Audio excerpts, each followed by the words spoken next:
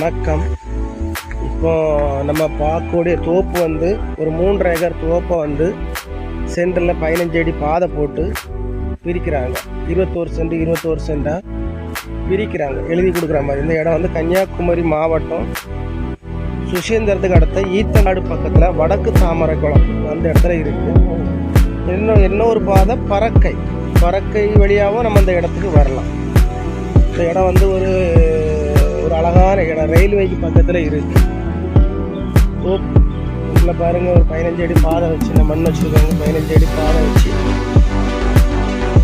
21 சென்டாட்டி எழுத வச்சு நம்ம வாங்கிடலாம். ஒரு சென்டினுடைய விலை வந்து 2 லட்ச ரூபா கேட்குறாங்க. சென்ட்டுக்கு 2 லட்சம். நல்ல தண்ணி வசதியுள்ள இடம், 2 லட்ச ரூபா கேட்குறாங்க. மரங்கள்லாம் நல்ல அழகான